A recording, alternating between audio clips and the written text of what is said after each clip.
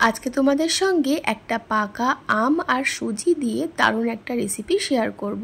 বানাতেও খুব কম সময় লাগে আর খেতেও কিন্তু দারুণ লাগে। তো চলো ভিডিওটা প্রথম থেকে শেষ পর্যন্ত দেখার অনুরোধ রইল। তো দেখো এখানে 1 কাপ পুরো সুজি কিন্তু নিইনি, 1 কাপের একটু কম নিয়েছি। আর একটা বড় দেখে আমও কেটে নিয়ে নিলাম। এবারে দিয়ে দেবো এখানে পরিমাণ মতন চিনি। যদি পরবর্তীতে চিনি লাগে তখন কিন্তু আরও অ্যাড করা যাবে। সামান্য একটু নুন দিলাম আর একটু দুধ দিয়ে একটা স্মুথ পেস্ট আমি বানিয়ে নেব। তো দেখো এর একটা স্মুথ পেস্ট বানিয়ে নিয়েছি। এবার এটা আমি একটা অন্য পাত্রে ঢেলে নিচ্ছি। তো দেখো ঢেলে নিয়েছি। এবারে ওখানে যেহেতু আমি হাফ কাপ সুজি নিয়েছি তাই এখানে নিয়ে নিলাম 1 কাপ ময়দা। আর মিক্সির বাটির মধ্যে সামান্য দুধ দিয়ে ভালো করে মিক্সির বাটিটা ঘুরিয়ে নিয়ে সেই দুধের গোলাটাও আমি এর মধ্যে দিয়ে দিচ্ছি। এখন কিন্তু পুরো দুধটা দেবো না, যতটা লাগবে ততটা দেবো না, সামান্য একটু কমই দেব। দিয়ে ভালো করে মিশিয়ে নেব। নিয়ে এটা একটু রেস্টে রাখবো 10-15 মিনিট। ততক্ষণে সুজিটা কিন্তু বেশ ফুলে যাবে। আর তো পরবর্তী যদি মনে হয় দুধ দিতে লাগবে তাহলে কিন্তু এখানে তখন দুধ অ্যাড করব। তোমরা কিন্তু এখানে দুধের পরিবর্তে জল দিয়েও করতে পারো, তবে দুধ দিলে কিন্তু বেশি টেস্ট হয়। তো এবার দিয়ে দিচ্ছি এখানে সামান্য একটু মৌরি।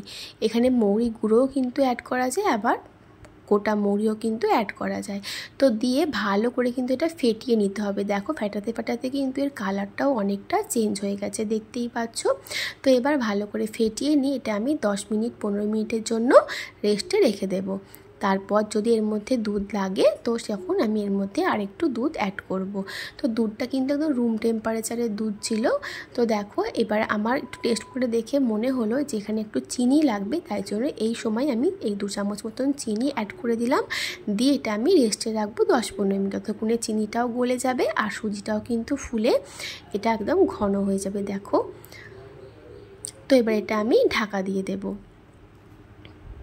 তো দেখো ঢাকা দিয়েছিলাম 10-15 মিনিটের জন্য। ততক্ষণে দেখো চিনিটা কিন্তু একদম গলে গেছে আর কতটা ঘন হয়ে গেছে ব্যাটারটা। এবারে আমি এর মধ্যে আরও একটু দুধ অ্যাড করলাম, দিয়ে ভালো করে একটু মিশিয়ে নেব।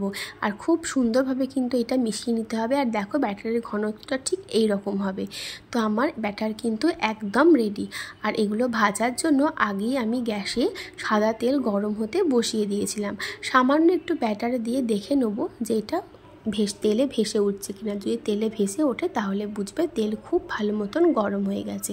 এবার হাতাতে অল্প অল্প করে নিয়ে এই তেলের মধ্যে দিয়ে দেবো। তো দিয়ে এরম করে সব কটা কিন্তু ঠিক এইভাবেই আমি ভেজে নেব। আর দেখো তেলে দিতেই কিন্তু বেশ ফুলকো ফুলকো হয়ে ফুলে উঠেছে, দেখতেই পাচ্ছ। আর কত সুন্দর দেখতে লাগছে, কালারটাও কিন্তু দারুণ এসছে।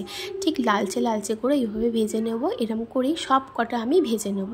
তো আমার এই রেসিপিটা কিন্তু একদম তৈরি হয়ে গেছে।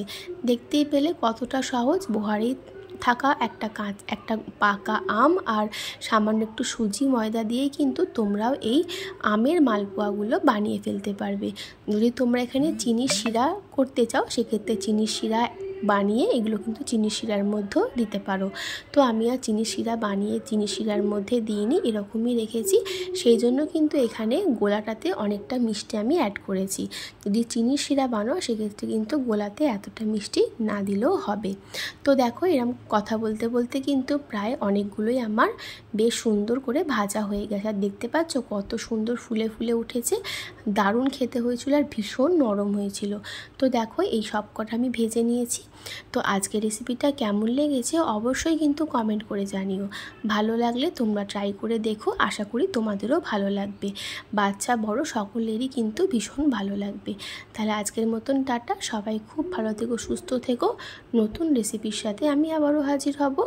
আর আমার রেসিপিটা তোমাদের কেমন লাগলো অবশ্যই কিন্তু কমেন্ট করে জানিও।